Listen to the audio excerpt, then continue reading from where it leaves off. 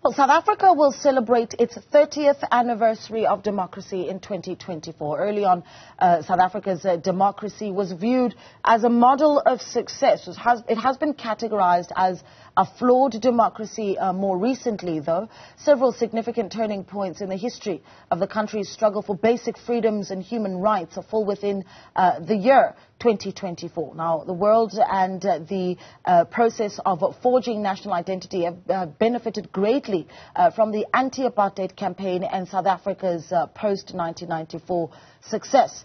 But in recent years, it's been difficult to communicate this shift. And that's what we're going to do now. We're going to talk about what it's meant to communicate for the public sector, all the changes that the country has been through over the past 30 years. And for that, we are joined by Managing Director of Mmutla Communications, Matshediso Setai. Matshediso, good morning to you. Thank you so much for joining us. I think that certainly this is a year really for reflection about the story that South Africa tells itself and certainly to the world. But how do you, as a public service communications expert, really view what 2024 means for the story of South Africa? Thank you, Naledi, and thank you to your viewers. I think, as a scene setter, let us debunk the myth that this democratic dispensation had not delivered. I want to, affirm the view that our country and our government story is a mixed bag of the good, the bad, and the ugly. As we communicated the developmental state agenda underpinned by a constitutional democracy. Yeah, I think that a lot of the time what we do, though, is we sit, particularly as we communicate within ourselves as South Africans, we do a bit of a tug of war about just how far we've come since 1994 and where we failed. I mean, in your view as a public service communications expert particularly, where do you think we're leaning more towards? I mean, is the South African story more of a pessimistic or optimistic one? Look, it's got elements of both pessimistic and optimistic. There is a Dintswalo and there is a Dinyiko as well in the story, in the 30-year story of the South African government. And there are a couple of issues I want us to focus in that can be able to tell and contextualize the story of the communications of the public service. One, it's looking at the transition in the 90s from SACS, which was the South African Communication Services, to the modern day GCIS, which was mandated to coordinate government communications across all government departments, and make sure that the government story is coherent, is clear, is heard. And then there's an issue of leadership of the time as compared to the leadership right now. You had a GCIS which was led by a dual Nechitenza, who's a think tank and a thought leader in his own right, deputized by seasoned communicators like Abba Omar, Tony True, your baby Jawa. So it said to you, the government had put together a formidable team to make sure that government is able to communicate its messaging. And over the years, I think after Dual, we saw a brief stint of baby Jawa at the helm, and then there was Themba Maseko, and then and in the period of Themba Maseko, it was a short-lived, and for me, this is where the instability started of GCIS.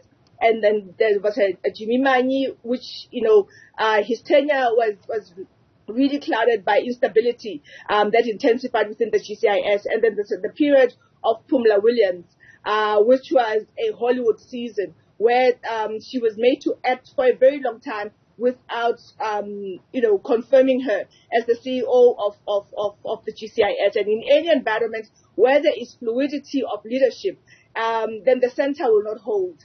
And even currently, GCIS still does not have a fully appointed CEO. The position is on an acting basis, and that cannot be if we are to tell a narrative of a South African story.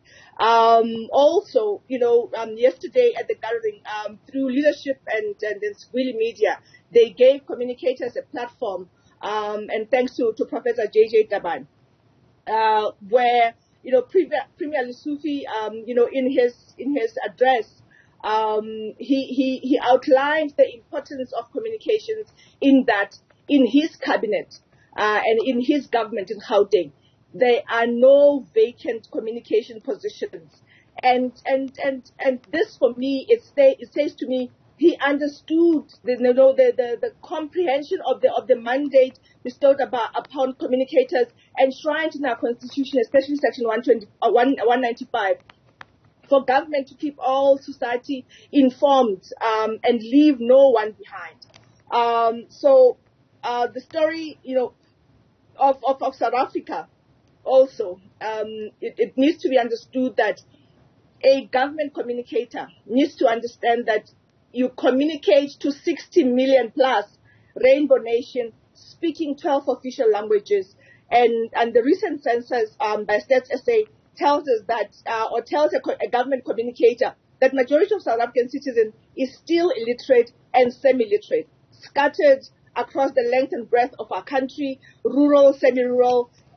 urban and semi-urban. So when you communicate, you can be able to conceptualize all of these elements to make sure that your story reaches every South African, poor, rich, white, black, yellow, blue, and Minister Gungubele as well, who addressed the gathering yesterday. He uttered a very important, statement in the sense that let us really and honestly, look at the current state of information flow in our government that ensures that you leave no one behind. Yeah. Yeah. And government messaging also. Okay. Yeah. Yeah, I'm sorry. I need to step in there because we are running out of time, and I think that we need to get to a point that where we start talking about what the challenges have been. Certainly, as the country has seen its various transitions. I think if you have been in South Africa or are at least over the age of 30, for instance, you would know that perhaps communicating from a government's point of view in the early 90s and certainly the mid 90s and even part of the early 2000s perhaps was an easier task than what it is right now, where government for the most part is facing a barrage of questions around corruption, state capture, the quality of leadership, and so much more. I mean, let's talk a little bit about whether or not the voice of public sector communicators is as easy to put forward in this era of democracy than it has been, say, 25 years ago. Look, the messaging of government, it clearly has over the years, because in the beginning, we were clear that the government of the people for the people talks to the people and at every level. But in recent times, the messaging of government has not been cascading down to all South Africans.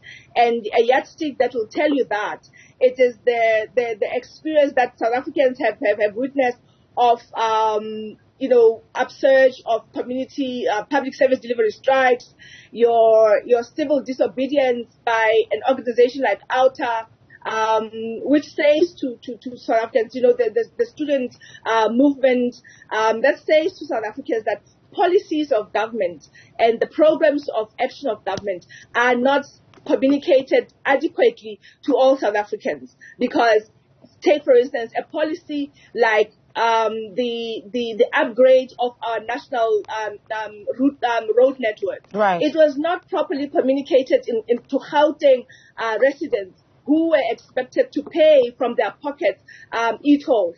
And government needs to understand that it needs to be proactive. The minute that a policy is at green paper, white paper stage, they need to proactively start engaging South Africans, because there is no doubt that Gauteng citizens appreciate the unlocking of Allendale, for example, where there was so much traffic jam before Allendale was expanded.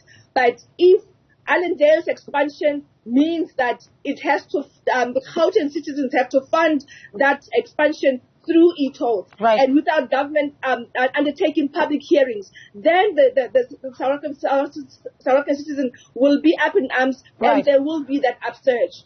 Yeah, and I think it's important for us to be able to communicate these things, and that's how you essentially encourage active citizenry. When people know what government is doing, that communication really, really important. But we're going to have to leave it there, and thank you so much for speaking to us. Not an easy job, I can imagine, being a government communications practitioner, but that there, Matshediso Setai, who's Managing Director of Mmutla Communications.